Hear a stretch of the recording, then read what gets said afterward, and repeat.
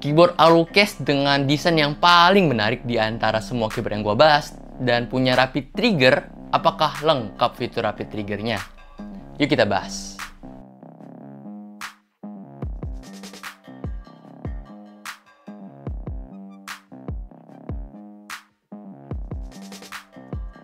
Luminki Magyar 68HE Professional Edition hadir dengan 3 varian warna, ada Anno Black, Milky White, dan Anno Champagne Gold. Unit yang kita bahas ini Anno Champagne Gold ya, dengan desain di bagian belakang yang memiliki kepingan emas yang bikin keyboard ini terasa mewah banget. Ini terlihat berkelas dibanding versi performance-nya sih ya. Performance-nya cukup polosan aja gitu loh. Walaupun polosan tanpa head adjuster, keyboard ini tuh udah datang dengan kemiringan yang cukup pas. Paling bawahnya tuh ada di 16,5 mm hingga paling atasnya itu ada 30 mm. Dari sisi depan masih terlihat ada kepingan emas yang bikin keyboard ini kita tahu lah mewah, tujuannya mewah sih ya. Dan form factornya ini cukup compact, ada di 65% ya. Dan keycaps yang diberikan juga nggak kaleng-kaleng, dia kasih yang modern gitu kayak ala-ala PES gitu temanya. Dan menariknya di sisi escape dan juga arrow dia bikin transparan, jadi kerasa cukup fresh lah desain-desain kayak gini nih. Selain itu juga bahan keycapsnya juga udah PBT double shot yang cukup rapi di bagian belakangnya. Kita sedikit melipir lah ke bagian paket penjualannya. Walaupun keyboard ini terasa premium, tapi secara kelengkapan ini cukup minim. Kita cuma dapat satu switch ekstra, switch puller dan keycap puller 2-in-1, dan juga kabel braided yang cukup kaku. Perlu diingat karena ini keyboard dukung Hall effect, jadi konektivitasnya yang tersedia hanya wired only. Karena yang kita kejar di sini adalah latency yang kecil dan respon time yang cepat. Jadi hal ini hanya dimungkinkan dengan opsi wired only aja. Untuk varian Pro-nya di sini, keyboard ini menggunakan Gateron Magnetic Jet Pro dengan force activation di 36GF yang terasa sedikit berat dibanding TTC Com yang sempat kita bahas kemarin, dan juga versi performance-nya yang di Gateron Magnetic White Pro. Namun dengan beratnya itu suaranya jadi lebih enak sih sebenarnya. Yang kalian bisa dengar suaranya seperti berikut.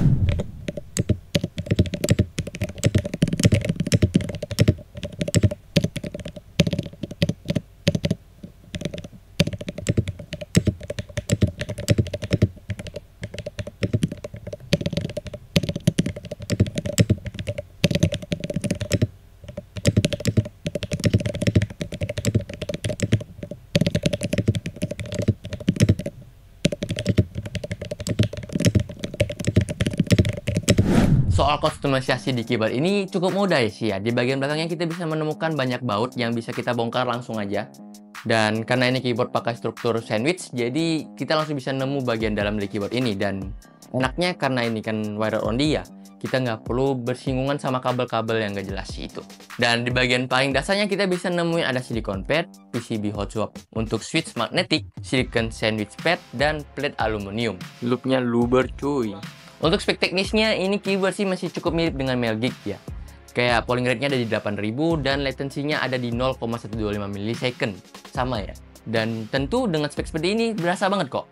Kalian pindahan dari 1000 Hz polling rate ke keyboard satu ini jadi kayak jago banget sih. Oke, seperti biasa kita bakal beda-beda softwarenya, dan di sini seperti yang kalian bisa lihat kalau kalian buka aplikasinya, kalian akan dapat satu hal seperti ini ya. Nih kalian bisa langsung blend layer, FN1 layer, FN2 layer, dan FN3 layer. Di sini ya ada berbagai macam apa ya namanya, settingan bawaan lah. Kayak kalian bisa pilih multifunction yang udah disetkan buat kalian gitu nih. Misalnya ini polosan ya kan. Ini main layer nih. Terus ini yang buat RGB bisa disetting juga, jadinya tinggal FN plus curve ini langsung bisa kalian setting gitu. Oh, di sini kalian bisa ganti layout juga dari Windows, Mac.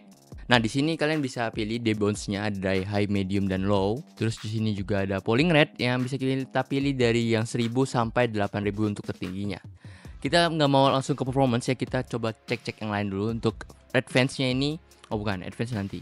Makro ya, makro ini kita bisa bikin record ya, ada 6 record list yang bisa kita pakai. Ntar kalian tinggal ini pencet. Nah nih, start recording, dan tinggal pencet-pencet aja tombol-tombol yang kalian butuh. Atau mau mouse juga bisa. Oke, lanjut ke light ya. Light ini kita bisa atur berbagai lampu jenis. Ada custom light ya. Ini kalian mau lampunya yang nyala mana aja, atau lampunya warna apa aja ya kan. Atau musik, ngikutin musik yang ada di laptop atau PC kalian. Jadi kalau kalian lagi putar lagu, dia akan ngikutin kelap-kelipnya tuh ikutin si beat dari lagunya juga gitu. Oke, kita lanjut ke bagian config di sini. Config ini kita bisa beberapa hal seperti update ya dan juga firmware ya. Oke, kita lanjut ke performance. Ini fitur gamingnya yang ada di keyboard ini ya. Nah, sebelumnya kita bisa kalibrasi ya. Jadi ntar pas kalian pencet, kalian tinggal pencet satu-satu aja untuk kalibrasiin masuk ke keyboardnya ini. Masuk ke si softwarenya ini. Pastinya sih secara bawaan dia langsung minta kita kalibrasiin dulu nanti. Dan ini nggak ada auto kalibrasinya juga. Oke, di sini kita punya beberapa profile yang bisa kita atur dari CS:GO, FPS, MOBA, dan default mode ini dia nggak ada apapun. Seperti biasa kalau kita gamer, kita gaming ya kan, kita perlu WASD, tab sama caps lock, gue rasa sih nggak terlalu butuh buat gua. Nah, kita bisa atur actuationnya dari 3 mm sampai 0,1 mm. Terus di bawahnya itu tentu kita harus nyalain dulu ya rapid triggernya untuk bisa mengakses semua ini. Dan di sini kita bisa separate seperti fitur umumnya, kita bisa separate sensitivity-nya bisa pas pressnya 0,2 atau misalnya rilisnya kalian mau di 0,18 ya kan. Itu juga bisa banget. Jadi bisa cepet lah di reset si tombolnya ini kan, naik dikit langsung pencet lagi tuh langsung kebaca gitu. Tapi saran gue mending ya samain aja lah ya, karena biar enak juga gitu kan. Terus untuk bottoming optimization menurut gue ini sangat gue rekomendasikan untuk nyala, karena ada beberapa case pada saat gue main Valorant ini dia gak kepencet atau gak ke input beberapa kali pada saat gue WASD dengan actuation force 0,1 dan sensitivity di 0,02 mm. Terus untuk bottom dead zone ini seperti di yang kemarin kan bisa diatur terpisah ya actuationnya ya. Jadi misalnya kita topnya ada di nih, misalnya kita lepasnya di 0,10 gitu. Terus bottomnya pas rilisnya itu di 0,2 rilis baru kebaca gitu. Nah ini yang penting kalian bisa atur lah. Tapi kalau menurut gue sih nggak mau atur dead zone-nya, karena ya gue pengen rilis dan masukin inputnya juga di 0,1 gitu. Nah untuk Tycoon mode ini sama seperti di keyboard Wooting, nggak salah gue ada fitur Tycoon mode. Jadi ini kayak sistemnya tuh ketika kita pencet apa dia langsung proses lah, intinya itu membantu di hal itu. Dan ya sebaik dinyalakan jika kalian mau dapat experience yang lebih cepat lah gitu. Jadi inputnya tuh lebih cepat jadinya. Nah ini situasi dimana kalau kalau di sini ya snap tap atau rapid snap ya, apapun itu namanya, tidak aktif ya. Nih kalian lihat A dan D gua pencet berbarengan, tidak ada yang berfungsi.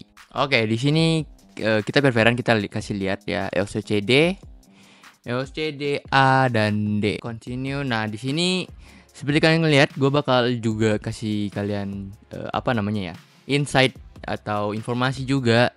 Kalau ini ada beberapa tombol khusus buat Lumin Key ini. Jadi lumayan lengkap jadinya ya. Di sini kita coba yang last input yang umum dan normal dulu, oke? Kita coba dulu yang umum dan normal. Ini sebenarnya kalian juga bisa atur action point-nya, bisa di 0,1 juga. Set. Ketika kita pencet berbarengan, kalian lihat yang di input di sisi keyboard ya, kalian bisa lihat di sini. Tuh, dia tidak kebaca. Tuh. Jadi, ketika kita pencet berbarengan dia akan last inputnya yang bekerja. Ini sama seperti penjelasan gue kemarin pokoknya. Terus kalau untuk di sisi absolute point A, artinya dia bakal A pasti. Gak mungkin huruf lain lagi kalau pada saat kita barengan sama A dan D-nya itu. Nih kita kasih buktinya. Oke, ini ketika udah kita save ya, dan ini pasti akan lari ke A doang tuh. Walaupun kita udah pencet berbarengan D tapi last inputnya, dia akan larinya ke A doang. Dan itu sebaliknya juga dengan yang D. Tapi yang netral ini cukup unik, kalian bisa lihat ini. Jadi ini hitungannya kayak netral dan tidak bekerja apa-apa nih, seperti kalian lihat. Kita input berbarengan tidak ada yang bekerja, tapi juga tidak ada input apa-apa ke dalam keyboardnya. Nih kayak misalnya A terus kita diam, ya kan. Terus A terus D diam. A D terus A diam. A terus D diam. Jadi fungsinya lebih ke itu, netral ini. M kalian mungkin kalau untuk pemula atau yang baru main itu tapi mau adik-adik lebih enak lah. Oke, kita lanjut. Untuk yang versi RS ini cukup menarik ya. RS ini Rapid Snappy itu fungsinya ini cukup mirip dengan Snap Tap atau SOCD tadi. Jadi fungsinya ini sama juga, ketika kita pencet bersamaan dia itu tidak akan diam, tapi untuk Rapid Snappy ini berbeda case, dimana siapa tombol yang kita pencet duluan itu yang bakal ke input. Jadi misalnya gini, gue akan mencet A-nya lebih dulu dan dia bakal lari ke A. Dan misalnya gue pencet misalnya A dan D-nya lebih dulu dan D-nya yang akan ke input. Seperti itu. Jadi siapa yang input lebih dulu, bukan tombol mana yang terakhir terinput gitu. Oke, kita lanjut ke bagian toggle. Mungkin penggunaannya lebih enak di tombol-tombol yang dekat tangan kalian sebenarnya sih. Oke, jadi kita coba di angka 1 dan kontrol. Jadi seperti ini. Nah, biasanya untuk control crouch ini kita harus tahan kan. Nih, dan dilepas langsung naik ya. Tapi kalau gue pencet 1, dia langsung baca.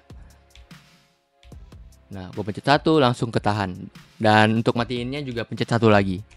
Cukup sekali pencet aja untuk bisa tahan si kontrolnya gitu. Lanjut ke mode tab ya. Ini lebih enak buat gua kasih lihat fungsinya seperti ini. Nah, misalnya ini mode tab untuk aktif ini adalah angka 1. Tapi ketika pencet 1 aja dia bakal ke A. Tapi kalau gua tahan 1 dia akan lari ke D. Oke, seperti ini. Dia akan kalau ditahan langsung lari ke D. Tapi kalau gua pencet sekali dia akan A.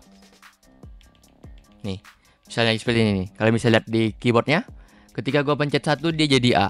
Tapi kalau gua tahan dia jadi D. Seperti itu fungsi untuk mode tab ya. Selanjutnya untuk DKS ini juga sama sih sebenarnya. DKS ini lebih ke fungsi yang banyak aja, lebih banyak lagi. Satu ke ini kita huruf A. Sedangkan misalnya kalau gua tahan sampai ke milimeter 3 ini bisa ke D gitu. Dia akan berfungsi seperti ini. Coba kita tes langsung. Gaskan.